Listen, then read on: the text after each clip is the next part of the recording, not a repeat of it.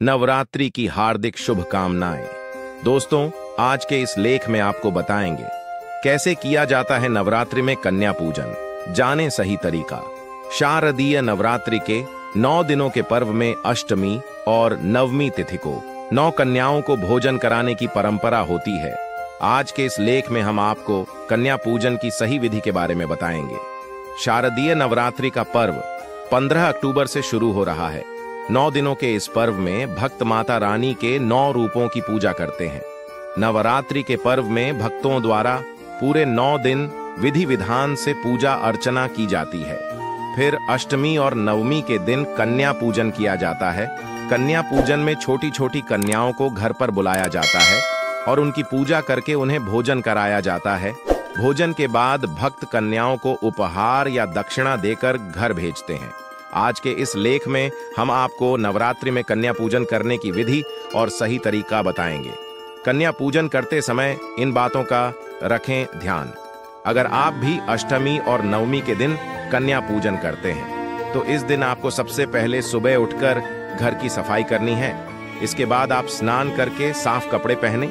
स्नान के बाद आप माता को प्रसाद में चढ़ाने और कन्याओं को भोजन के लिए दिए जाने वाले भोजन को तैयार करेंगे।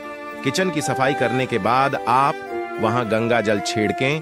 फिर माता के प्रसाद के लिए पूरी सब्जी और मीठा भोजन बनाएं। भोजन बनाने के बाद घर के मंदिर में माता को सभी भोजन में से थोड़ा थोड़ा प्रसाद चढ़ाएं। इसके बाद माता की विधि विधान से पूजा करने के बाद घर में कन्याओं को आमंत्रित करें। एक बात का ध्यान रखें कि कन्या पूजन केवल 2 साल से लेकर 10 साल के बीच की कन्याएं का ही करवाया जाता है। नवरात्रि में बिठाई जा रही कन्याओं की संख्या कुल 9 होनी चाहिए। इसके साथ एक छोटे लड़के को भी बिठाया जाता है।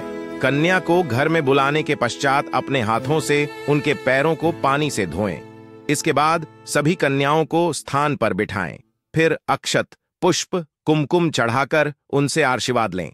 कन्याओं के हाथों में रक्षा सूत्र बांधें। इसके बाद आप कन्याओं को भोजन खाने के लिए दें। भोजन के बाद सभी कन्याओं का पैर छूकर उनसे आशीर्वाद लें और सभी को कोई गिफ्ट भी दें। फिर घर के प्रवेश द्वार तक छोड़ने जाएं। कन्या को भोजन खिलाने में 2 वर्ष से 10 वर्ष तक की 9 कन्याओं को बुलाना चाहिए। 9 की संख्या के पीछे माता के 9 स्वरूपों का भाव रहता है। एक बालक को अवश्य बुलाएं।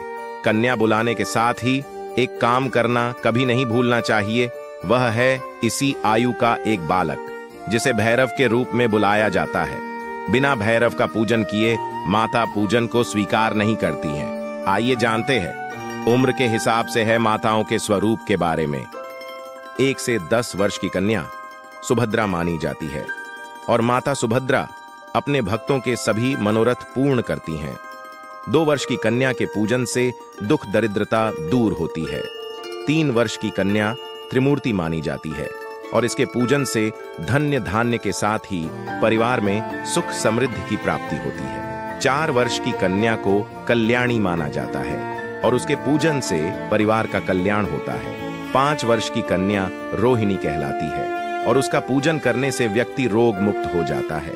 6 साल की कन्या को कालिका का रूप माना जाता है जो विद्या, विजय और राजयोग दिलाती है। 7 वर्ष की कन्या का रूप चंडिका का माना जाता है।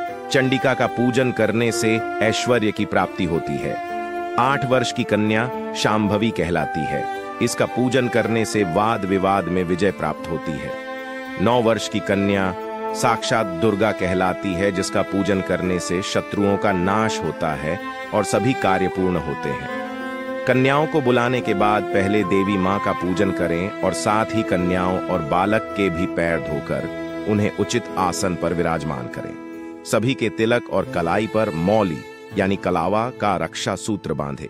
भोजन प्रसाद का सबसे पहले माता को भोग लगाएं और फिर उसे कन्याओं और बालक को परोसकर सम्मान पूर्वक खिलाएं। भोजन के बाद सभी कन्याओं का पैर छूकर उनसे आशीर्वाद लें और सभी को कोई गिफ्ट भी दें। फिर घर के प्रवेश द्वार तक छोड़ने जाएं।